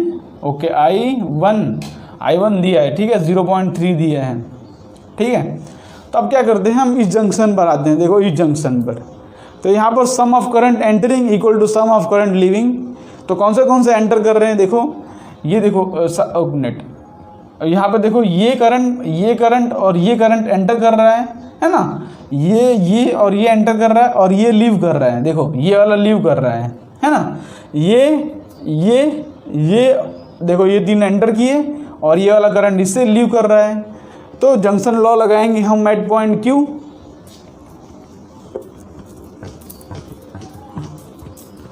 करंट एंटरिंग, तो सबसे पहले लिखो करंट एंटरिंग। तो कौन से एंटरिंग है, 0.4 प्लस I3 प्लस 0.3। तो ये 3 करंट एंटरिंग थे और लीविंग कौन सा है, लीविंग है I2। ठीक है, तो इससे हमको एक इक्वेशन मिल गया है। इसे इक्वेशन क्या मिल रहा है कि I3 plus 0.7 equal to I2 आ रहा है।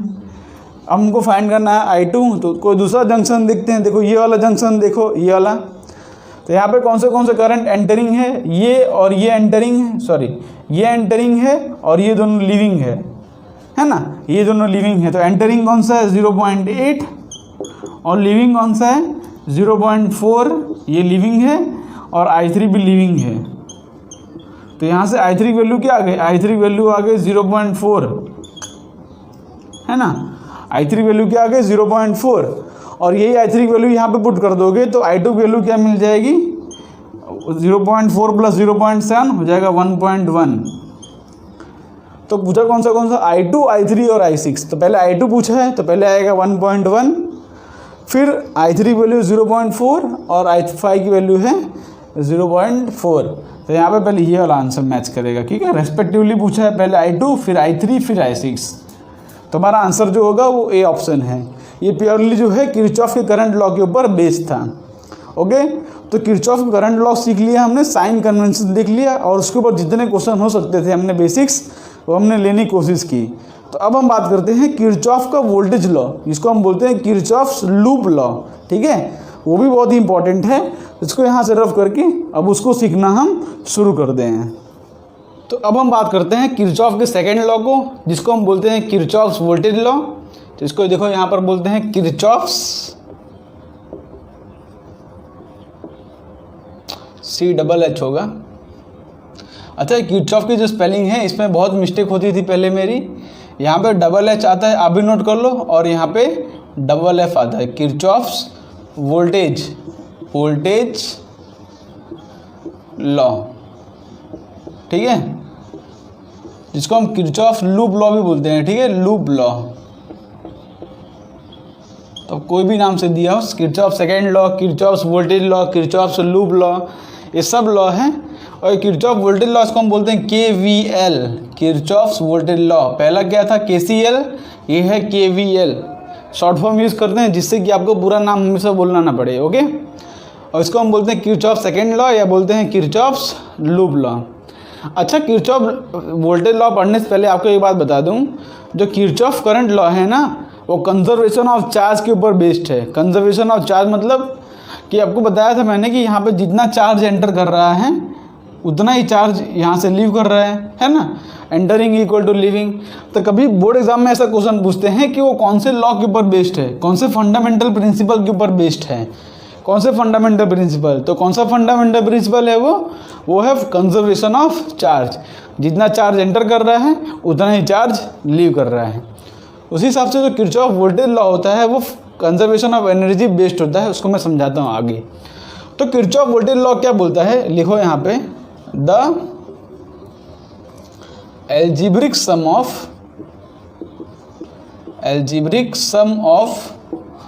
all the potential difference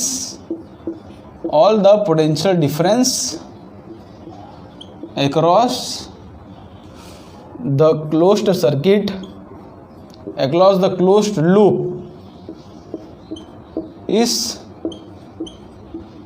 0।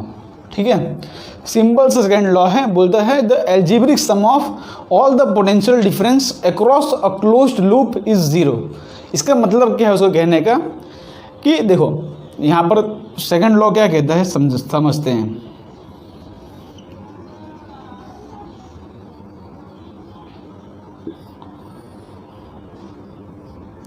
इस लॉ को आप जानते ही हैं, हमेशा इसको अप्लाई भी करते हैं, लेकिन आप इसको लॉ के टर्म में समझो।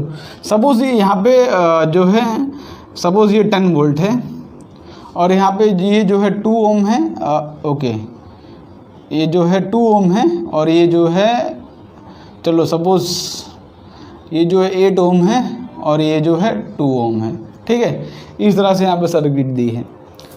तो किरचॉफ का वोल्टेज लॉ क्या कहता है कि ये देखो एक लूप है, यहाँ से देखो हम इस पॉइंट से जा रहे हैं और इस पॉइंट पूरा घूम फिर के इस पॉइंट पर आ जाएं, तो ये बन गया हमारा एक लूप। एक पॉइंट से गए और दूसरे पॉइंट पर घूम फिर के वापस आ गए उसी पॉइंट पर, ये हमारा बन गया एक लूप। सपोज ये पॉइंट को बोल दूँ ए, ये पॉइंट को बोल दूँ बी, सी और डी, तो लूप किस तरह से हो गया, मतलब हम ए से गए और वापस घूम फिर के ए पर आ गया, तो हो जाएगा ए बी सी डी और ए, ये मेरा हो गया एक लूप, ठीक है। जहाँ से गए वहाँ पर आ जाओ, तो देखो मैं यहाँ से गया और पूरा यहाँ पर आ गया। तो अगर ऐसा कोई क्लोज्ड लूप बनता है, देखो क्लोज्ड वर्ड इंपॉर्टेंट है, ठीक है। अब ये जो क्लोज्ड वर्ड है ये इंपॉर्टेंट है, और ऑल सारे पोटेंशियल डिफरेंस का सम, सारे पोटेंशियल डिफरेंस का सम एक क्लोज्ड लूप में होता है 0। यही है किरचॉफ का वोल्टेज लॉ, कि कोई भी आप अगर क्लोज्ड लूप ले रहे हो तो उसके अंदर अगर सारे के अक्रॉस पोटेंशियल ड्रॉप दिखोगे तो वो इक्वल टू 0 आएगा। कैसे समझते हैं, अब देखो यहाँ पर ये 10 वोल्ट है और यहाँ पर 8 एम्पियर है, ये 2 एम्पियर है, ये दोनों सीरीज़ में हैं, तो दोनों के अक्रॉस कुछ ना कुछ पोटेंशियल ड्रॉप होगा। तो यहाँ पर देखो किस तरह से पोटेंशियल ड्रॉप होगा, फाइंड कर लेते हैं। सपोज तो देखो किस तरह से लिख रहा हूँ मैं, ये देखो इसके अक्रॉस से पोटेंशियल ड्रॉप सपोज V1 है और इसके अक्रॉस जो पोटेंशियल ड्रॉप है V2 है। तो ये जो 10 वोल्ट है ना, कि यहाँ पर और यहाँ पर डिवाइड हो गया, तो इसके अक्रॉस जो पोटेंशियल ड्रॉप होगा वो -8 वोल्ट का होगा, इसके अक्रॉस जो पोटेंशियल ड्रॉप होगा वो -2 वोल्ट का होगा। तो ओवरऑल अगर सम करेंगे 10 - 8 - 2 तो हमारा आंसर आ जाएगा 0, ठीक है। हमारा आंसर 0 आ गया। इसको हम फाइंड भी कर सकते हैं। फाइंड किस तरह से करोगे, करंट फाइंड कर लो। इसके अंदर करंट क्या हो जाएगा, करंट हो जाएगा V/R, तो 10/10 है ना, टोटल रेजिस्टेंस है 10, तो करंट हो गया 1 एम्पियर, करंट हो गया 1 एम्पियर। तो इसके अक्रॉस अगर मेरे को वोल्टेज ढूंढना है V कितना हो जाएगा IR, I × R कितना है 8, तो इसके अक्रॉस वोल्टेज है 8 वोल्ट, ये है 8 वोल्ट और ये आ जाएगा मेरा 2 वोल्ट, V2 आ जाएगा 2 वोल्ट। इसका मतलब क्या है कि जो 10 वोल्ट है ना, 8 वोल्ट इसने खा लिया, इसके अक्रॉस पोटेंशियल ड्रॉप होगा 8 वोल्ट का और इसके अक्रॉस पोटेंशियल ड्रॉप होगा 2 वोल्ट का। तो ओवरऑल सर्किट में अगर वोल्टेजेस का सम करूँगा तो मेरा आंसर आ जाएगा 0, है ना। आंसर क्या आ जाएगा 0, क्योंकि ये मेरा एक क्लोज्ड लूप है। क्या है, क्लोज्ड लूप। यहाँ से गया 10, ये 8 वोल्ट खा गया, ये 2 वोल्ट खा गया, तो यहाँ पहुँचते पहुँचते हो गया 0, पहुँचते पहुँचते क्या हो गया 0। इसको कहते हैं क्लोज लूप। सिंपल सा लॉ है। पोटेंशियल जो होता है वो स्केलर क्वांटिटी होता है। स्केलर क्वांटिटी देखो यहाँ पर, उसको हम डायरेक्टली ऐड या सब्ट्रैक्ट कर सकते हैं, है कि नहीं, डायरेक्टली ऐड या सब्ट्रैक्ट कर सकते हैं। और दूसरी बात ये है कि आप देखो पोटेंशियल जो होता है वर्क डन के ऊपर डिपेंड करता है, मतलब पाथ इंडिपेंडेंट होता है। तो देखो इनिशियली आप यहाँ पे थे, फाइनली आप यहाँ पे आ जाएंगे, तो जो है वर्क डन जो होता है 0 होता है। पोटेंशियल का फॉर्मूला भी आप पढ़े होंगे कि delta V = work done upon charge. तो अगर आप फाइनल और इनिशियल पॉइंट सेम कर दोगे तो वर्क डन जो हो जाएगा वो 0 हो जाएगा। तो वर्क डन 0 हो जाएगा तो पोटेंशियल डिफरेंस हो जाता है 0।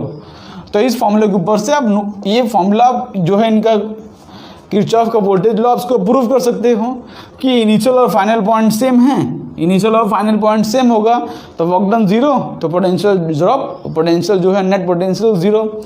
या तो आप इस तरह समझ सकते हो कि यहाँ पे 10 वोल्ट था, यहाँ पे कुछ ड्रॉप हुआ, यहाँ पे कुछ ड्रॉप हुआ। अब जो सारे ड्रॉप का हमने किया, देखो हो जाएगा, देखो सपोज V = हो रहा है V1 + V2, 10 जो है इक्वल टू हो रहा है 8 + 2, है ना। तो यहाँ पे अगर नेट सम करूँगा, देखो net sum of potential drop across a loop equal to 0। तो यहाँ पे हो जाएगा 10 - 8 - 2 इक्वल टू हो गया ना 0, इक्वल टू हो गया 0। तो यही है किरचॉफ का लूप लॉ। और ज़रूरी नहीं है कि एक ही लूप बने, सर्किट के अंदर कितने भी लूप बने, सारे लूप के अंदर जो पोटेंशियल ड्रॉप होगा वो 0 होगा, ठीक है। सारे लूप के अंदर पोटेंशियल ड्रॉप होगा 0। जैसे यहाँ पर मान लेता हूँ कि ज़रूरी नहीं है कि सर्किट के अंदर कितना, अच्छा लूप जो है क्लोज लूप होना चाहिए बस, इतना ज़रूरी है कि वो क्लोज लूप हो, बाकी लूप तो आप अपने हिसाब से बना सकते हो। देखो सपोज जैसे यहाँ पे एक रेजिस्टेंस है,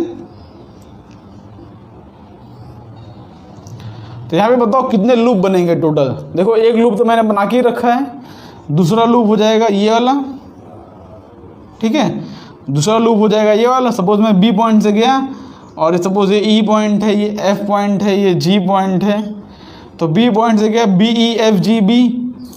देखो इसके अंदर टोटल लूप कितने बन सकते हैं। देखो पहला लूप बनाता हूँ मैं A B G D A B G D A, ये मेरा पहला लूप बन गया। दूसरा लूप कौन सा बनेगा, सपोज यहाँ से चालू करता हूँ, ये दूसरा लूप बन जाएगा B E F G B, है ना, B E F G B, जहाँ से गए वहाँ पहुँचे, जहाँ से गए वहाँ पहुँचे। और तीसरा लूप कौन सा बन सकता है, और एक लूप बन सकता है, ये देखो आउटर बाउंड्री लोगे आप तो ये भी तो एक क्लोज लूप है, ए बी ई। देखो लास्ट लूप कौन सा बन सकता है, देखो A B E F G D A, है ना, यहाँ से गए पूरा घूम फिर के यहाँ पर आ गए, तो ये भी तो एक बड़ा वाला क्लोज लूप बन सकता है इस तरह से। तो कोई भी क्लोज लूप बने हमसे उसको फ़र्क नहीं पड़ता, लेकिन चाहे जो भी लूप हो उसके अक्रॉस जो पोटेंशियल ड्रॉप होगा वो होगा, सॉरी नेट जो पोटेंशियल आएगा वो क्या आएगा, 0। इसको आप सर्किट में अप्लाई करते हैं सिंपल से क्वेश्चन में, जिसको आप पता चल जाएगा कि आप जो है ये कॉन्सेप्ट क्लियर है। देखो इसी क्वेश्चन के अंदर मैं अप्लाई करता हूँ इसको।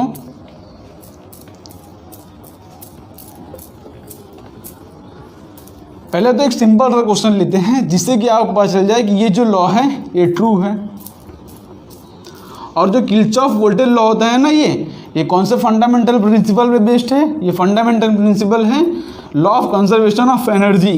क्यों, क्योंकि हमने पता है कि हमको जो डेल्टा वी का फॉर्मूला आता है वो आता है work done by external agent upon जो है क्यू नॉट। अब work done by external agent अगर इनिशियल और फाइनल पाथ, इनिशियल और फाइनल पॉइंट सेम होगा तो वर्क डन जो होता है वो पाथ जो है इंडिपेंडेंट होता है, वो इनिशियल और फाइनल पॉइंट पर ही डिपेंड करता है। तो वर्क डन जो है 0 आ जाएगा, ये भी आ जाएगा 0। इस हिसाब से ये जो डिपेंड करता है ये कंजर्वेशन ऑफ एनर्जी पे ये जो लॉ है ये बेस्ड है। कभी भी बोर्ड में ऐसा क्वेश्चन आ जाए कौन से लॉ पे बेस्ड है, किर्चॉफ वोल्टेज लॉ, तो बोल दोगे आप कंजर्वेशन ऑफ एनर्जी। इसका एक प्रूफ लेते हैं, एक सिंपल सा क्वेश्चन लेते हैं कि जिससे कि आपको पता चल जाए कि ये लॉ जो है करेक्ट होता है। देखो यहाँ पे इसी सर्किट को लेता हूँ मैं,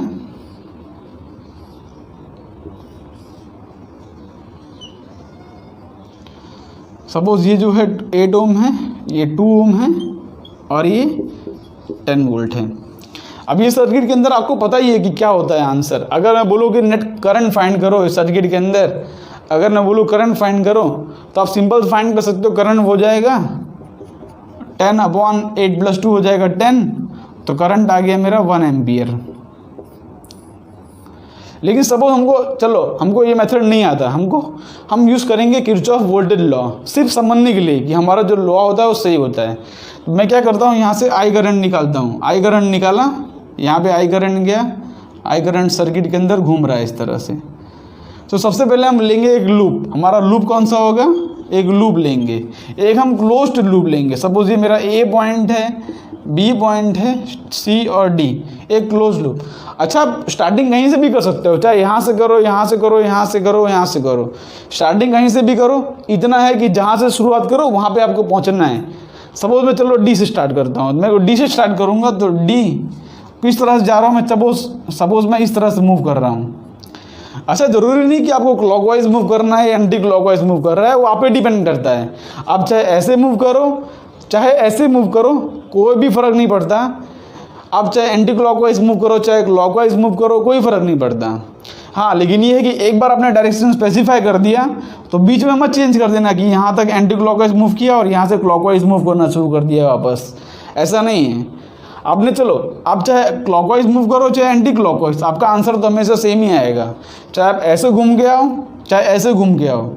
जैसे हमने यहाँ पर 2 लूप वाला लिया था, तो उसके अंदर भी ज़रूरी नहीं कि आप क्लॉकवाइज मूव करो या एंटी क्लॉकवाइज, आपकी मर्जी। चाहे एक में क्लॉकवाइज मूव कर लो, एक में एंटी क्लॉकवाइज, चाहे दोनों में एंटी क्लॉकवाइज, चाहे दोनों में क्लॉकवाइज। एक में क्लॉकवाइज एक में एंटी क्लॉकवाइज, कोई फ़र्क नहीं पड़ता। हमने यहाँ पर वो डायरेक्शन असाइन करना सीखा ही है, वो करंट का डायरेक्शन और रजिस्टर वाले में और सेल वाले में, बस वही आपको अप्लाई करना है, सिंपल। तो इसको सॉल्व करते हैं। देखो मैं यहाँ पे डी से स्टार्ट करता हूँ, जो ऐसे घूम रहा हूँ, देखो इस तरह से मैं जा रहा हूँ।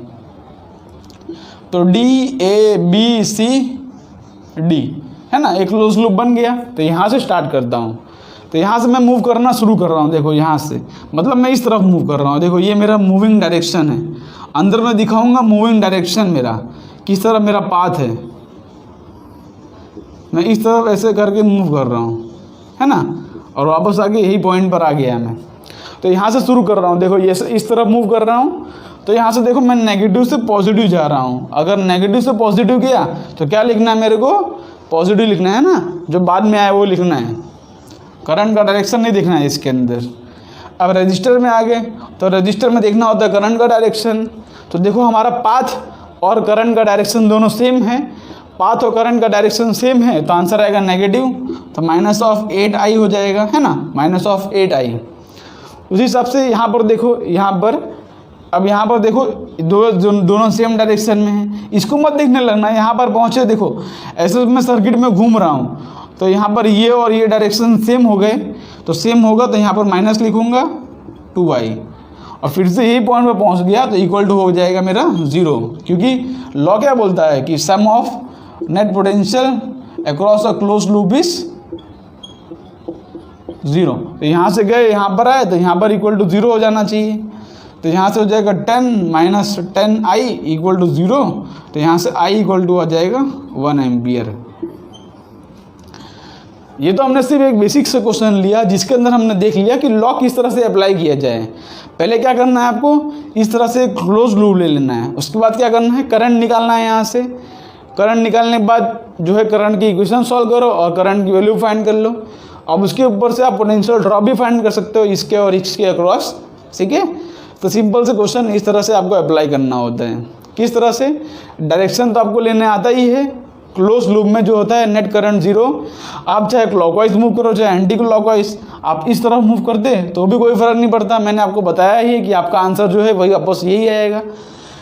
जैसे सपोज मैं एंटी क्लॉकवाइज मूव करूँ ना, तो भी हमारा आंसर यही आएगा। एक बार ट्राई कर लें, चलो एक बार मैं एंटी क्लॉकवाइज मूव करता हूँ। एक बार मैं DCBAD एंटी क्लॉकवाइज मूव करता हूँ। चलो तो यहाँ पर मैं एंटी इस तरफ से मूव करना शुरू करता हूँ। इसका डायरेक्शन बदल देता हूँ मैं, इसको आपने नोट कर ही लिया होगा। अब यहाँ पर मैं इस तरफ मूव कर रहा हूँ, ठीक है, ऐसे मूव कर रहा हूँ एंटी क्लॉकवाइज। तो देखो अब यहाँ स्टार्ट करता हूँ, यहाँ पहुँचा मैं पहले। तो ये देखो करंट और ये मेरे अपोजिट डायरेक्शन में है, तो हो जाएगा +2I, है ना, opposite direction.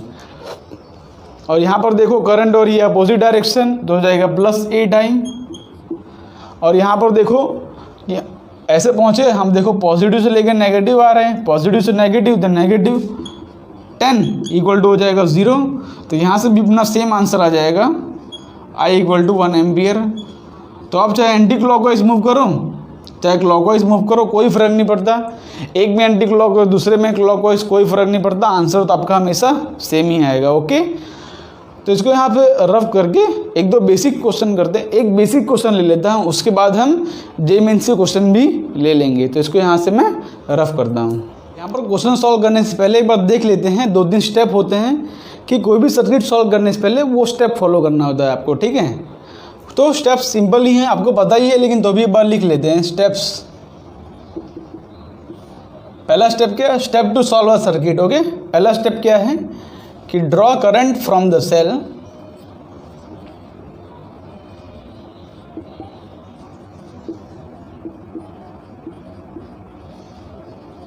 And apply Kirchhoff's current law. Kirchhoff का करंट लॉ अप्लाई करो and distribute the current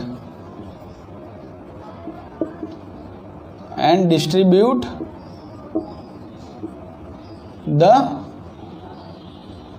current, ठीक है। सबसे पहला स्टेप क्या है कि कोई भी सर्किट दी हो तो जहाँ पे सेल दिया होगा उसके अंदर से आप करंट निकालो और किरचॉफ का करंट लॉ यूज़ करो और जो है वो करंट को डिस्ट्रीब्यूट कर दो, ठीक है।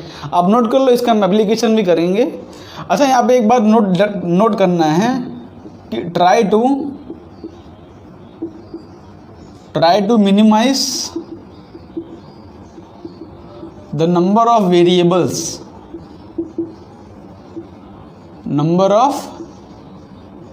वेरिएबल। ये बात आप नोट करना है कि ऐसा ट्राई करना है कि जो है नंबर ऑफ वेरिएबल जो है वो कम हुए, बिकॉज जितना वेरिएबल लोगे I1, I2, I3 जितना वेरिएबल लोगे उतना आपको लूप सॉल्व करने पड़ेंगे।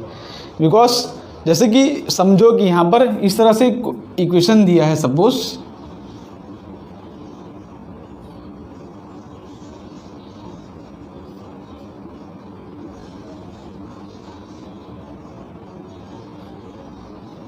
इस तरह से क्वेश्चन दिया है। इसको आपको अगर लूप लॉ सॉल्व करना है कि आपने आपसे I निकाला और यहाँ से I पहुँचा, अब यहाँ पर इसको आप I1 दोगे तो इसको आप I2 गया, तो यहाँ पर देखो हमने 3 वेरिएबल लिए हैं I1 और I2। तो यहाँ पर जितने वेरिएबल लोगे ना उतने आपको लूप सॉल्व करने होंगे, बिकॉज मैथमेटिक्स क्या कहता है कि जितने इक्वेशन होने चाहिए उतना ही आपको जितने वेरिएबल्स हैं उतने इक्वेशन होने चाहिए। उसी हिसाब से हर इक्वेशन लाने के लिए हमको 3 लूप सॉल्व करने पड़ेंगे। इसलिए अगर आप वेरिएबल कम रखोगे ना, आप ट्राई करोगे कम से कम वेरिएबल हो। डस्टर कहाँ चला गया? आप ट्राई करोगे कम से कम वेरिएबल हो तो जो है आपको कम से कम लूप सॉल्व करने होंगे। इसीलिए ट्राई करना कि जो लूप मतलब वेरिएबल्स हैं वो कम से कम हो, ठीक है। उसके बाद सेकेंडली क्या करना है आपको, देखो करंट हमने ड्रॉ किया, डिस्ट्रीब्यूट कर दिया, मिनिमाइज कर दिया। फिर आपको जो पूछा है जैसे कि देखो यहाँ पे, हाँ, टेक अ लूप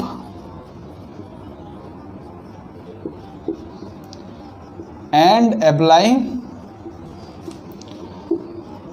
किरचॉफ्स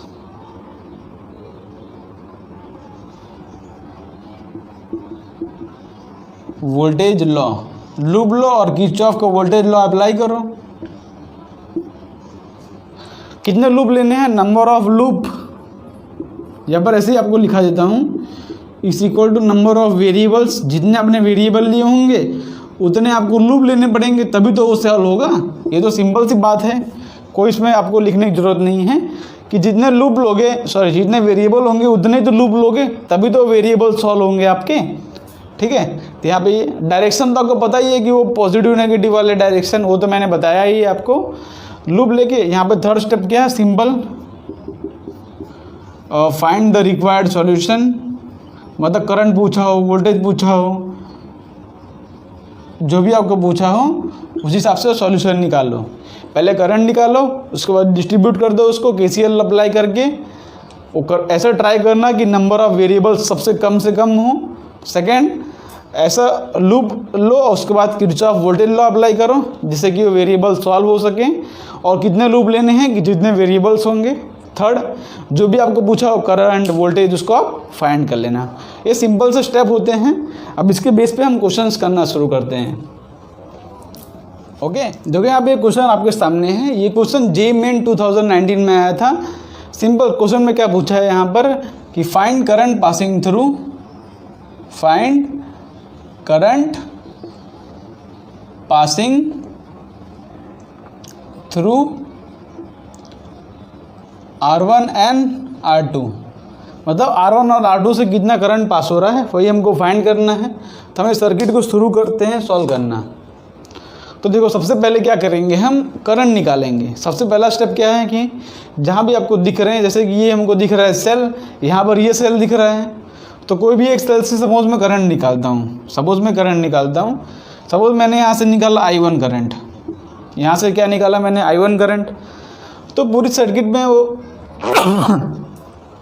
देखो मैंने यहाँ से निकाला I1 करंट।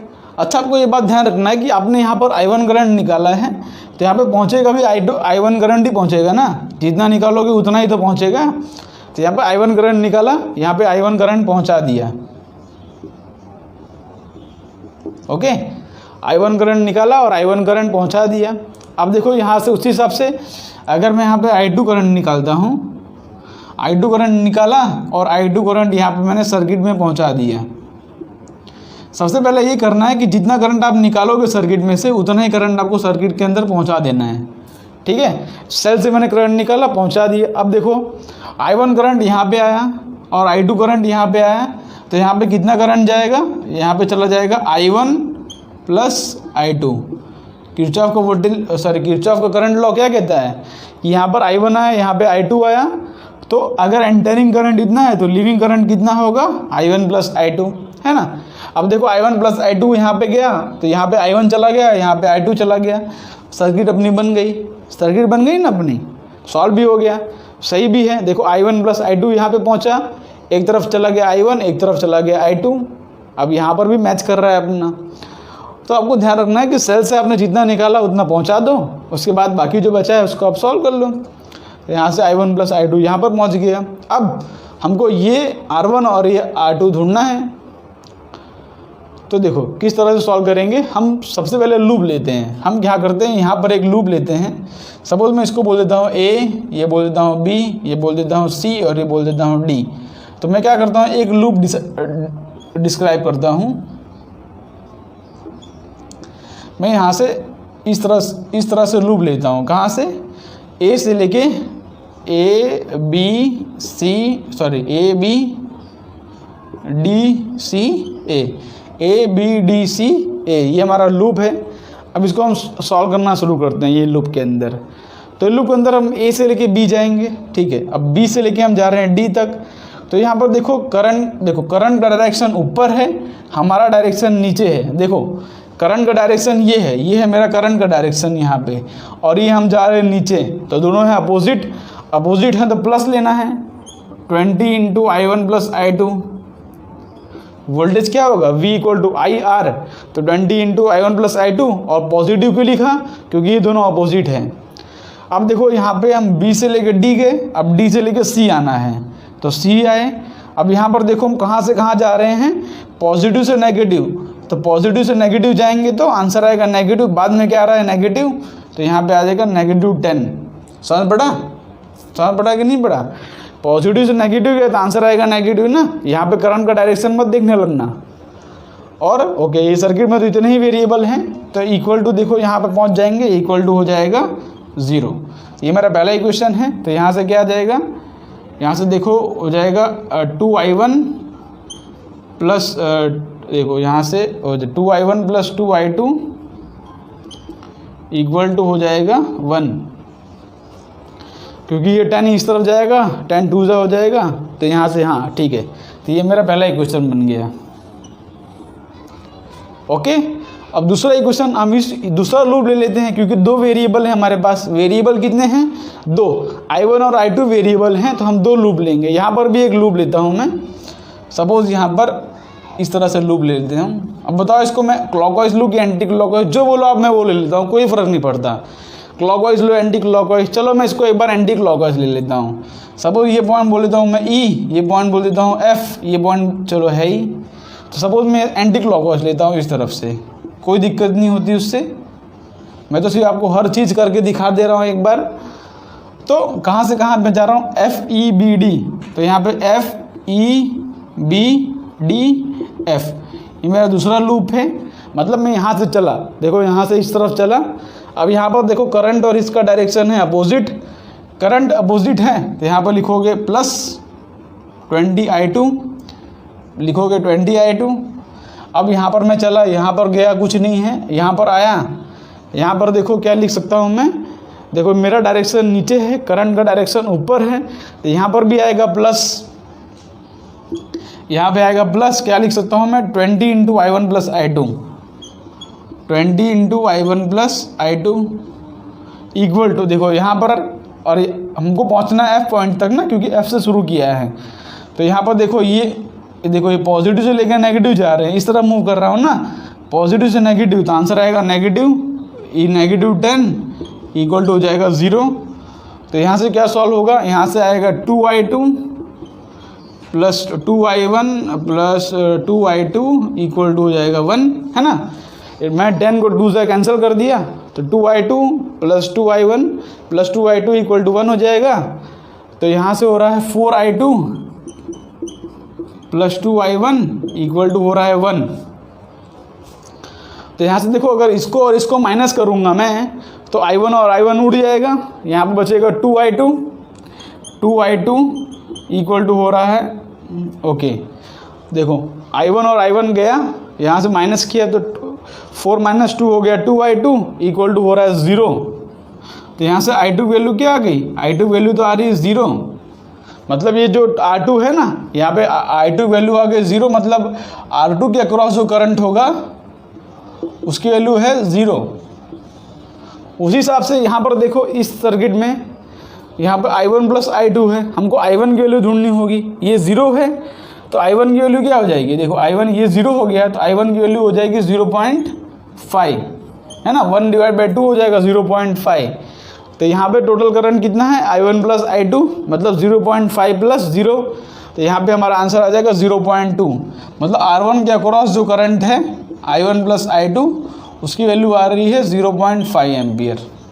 तो इस तरह से सर्किट को सॉल्व करना था। पहले हमने क्या किया, पहले हमने करंट निकाला सेल में से, उसके बाद उसको सर्किट में डिस्ट्रीब्यूट कर दिया, फिर उस किरचॉफ करंट लॉ लगा के उसके बाद हमने लूप लिया, किरचॉफ का वोल्टेज लॉ लगाया और ये सर्किट को सॉल्व कर लिया।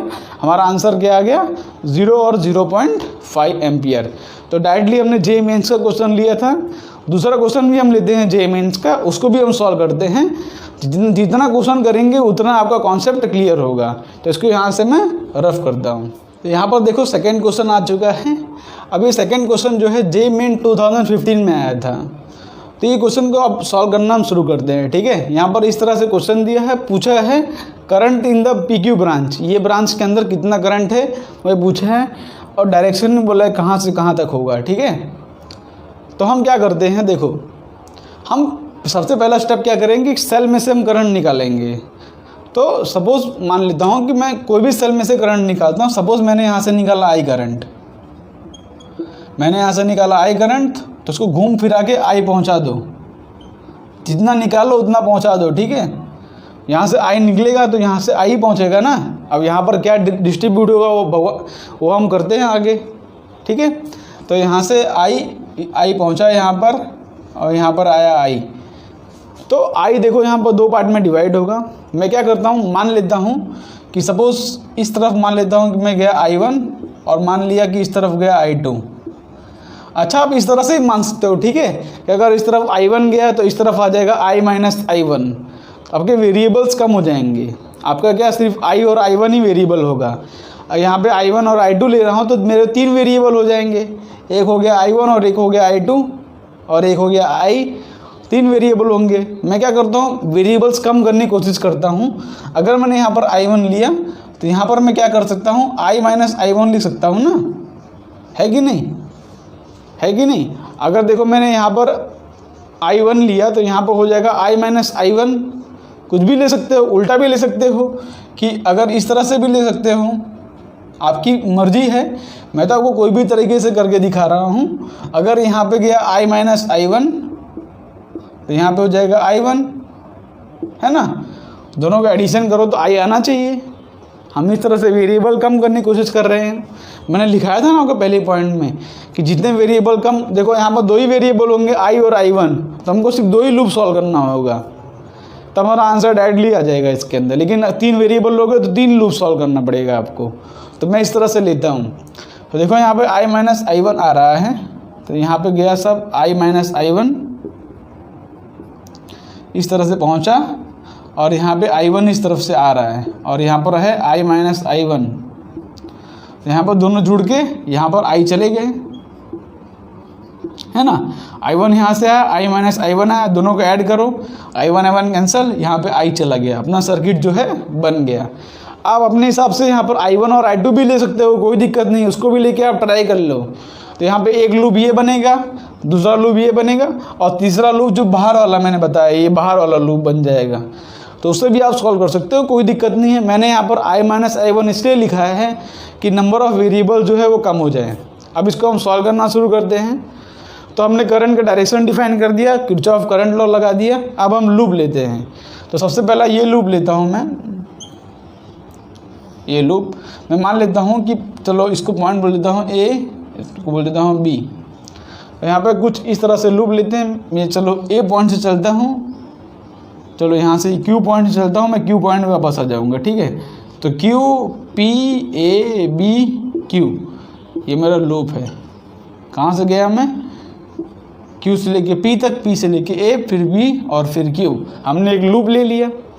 अब इस लूप के अंदर हम चलते हैं। मैं क्यू से चला, पहले क्यू से गया पी, तो देखो इसमें बीच में आ रहा है 1 ओम, और हमारा डायरेक्शन और करंट का डायरेक्शन अपोजिट है ना, अपोजिट तो आएगा प्लस, तो प्लस आ जाएगा I1, 1 इंटू I1 हो जाएगा, तो आ गया I1। अब यहाँ पर चले, देखो करंट इस तरफ है, हम मूव कर रहे हैं इस तरफ, है ना, करंट इस तरफ है, हम मूव कर रहे हैं इस तरफ, तो हो जाएगा प्लस, हो जाएगा +2I, क्योंकि यहाँ पे करंट जो है वो I है। यहाँ पर पहुँचे, देखो हम जा रहे हैं पॉजिटिव से लेकर नेगेटिव तक, हम इस तरफ जा रहे हैं ना, पॉजिटिव से लेकर नेगेटिव तक, तो हमारा आंसर आ जाएगा -9। और उसी हिसाब से हम यहाँ पर देखो करंट और इसका डायरेक्शन है अपोजिट। रजिस्टर में हमेशा करंट का डायरेक्शन देखते हैं ना, तो यहाँ पर करंट और इसका डायरेक्शन है अपोजिट, तो यहाँ पे आ जाएगा 3I इक्वल टू हो जाएगा 0, है ना, इक्वल टू हो गया 0। उसी हिसाब से अगर ये लूप सॉल्व करें हम, तो ये लूप हम सॉल्व करें तो क्या हो जाएगा, यहाँ पर चलो मैं कहाँ से कहाँ चलता हूँ, चलो मैं यहाँ से इस पॉइंट पे स्टार्ट करता हूँ। सपोज इसको ले लेता हूँ M, इसको ले लेता हूँ N।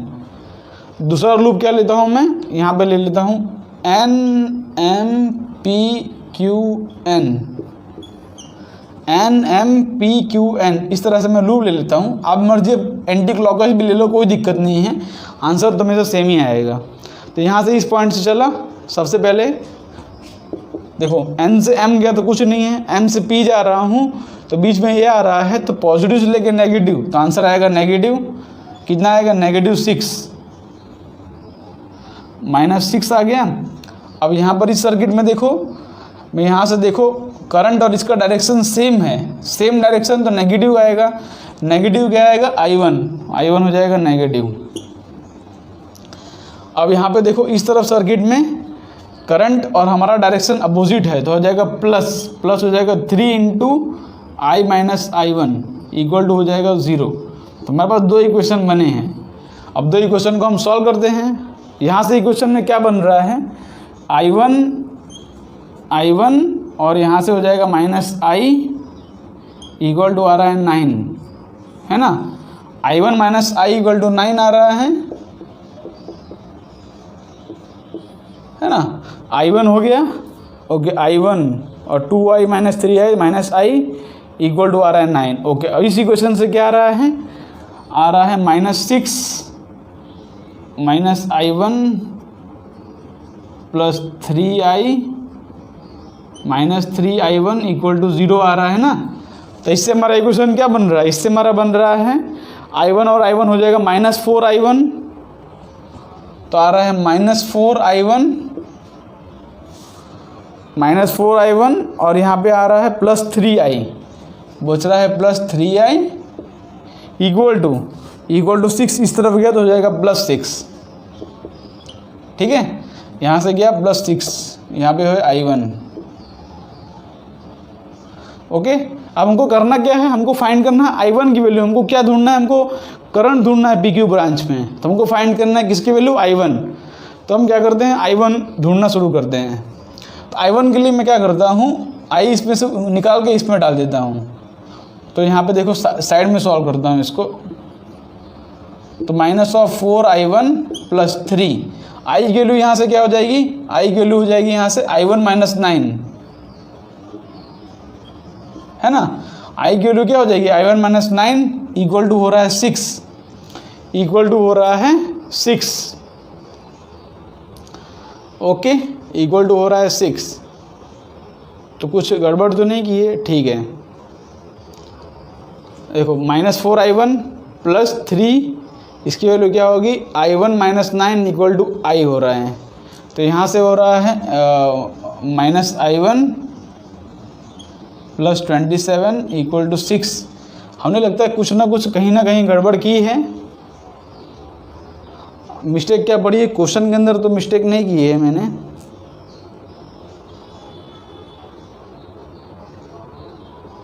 क्वेश्चन तो बराबर है। 1 ओम दिया है यहाँ पर, 2 ओम, 3 ओम और यहाँ पर भी 3 ओम, 6 वोल्ट है।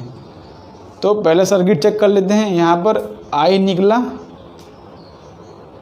कहाँ से शुरुआत किया है, यहाँ से गए इस तरफ, तो I1 अपोजिट डायरेक्शन में तो प्लस लिखा, यहाँ पर भी अपोजिट डायरेक्शन में तो लिखा 2I, यहाँ पर -9 और ओके यहाँ पर देखो हमने यहाँ पर एक मिस्टेक कर दी है। क्या मिस्टेक की है कि देखो ये दोनों अपोजिट डायरेक्शन में है ना, हम मूव कर रहे हैं इस तरफ, किस तरफ हमने गए, इस तरफ, और करंट और ये दोनों अपोजिट डायरेक्शन में, तो यहाँ पर आएगा +3I। ये हमने मिस्टेक कर दी है, यहाँ पर आएगा +3I। अब पूरा सर्किट चेंज हो जाएगा। तो यहाँ पर हमारा इक्वेशन क्या बन जाएगा, ये कोई इक्वेशन बन जाएगा, ये हो जाएगा 5I और 5I + I1 = 9 बन जाएगा, है ना। 5I + I1 = 9 बन जाएगा। तो उससे हम सॉल्व कर लेते हैं, कोई दिक्कत नहीं है।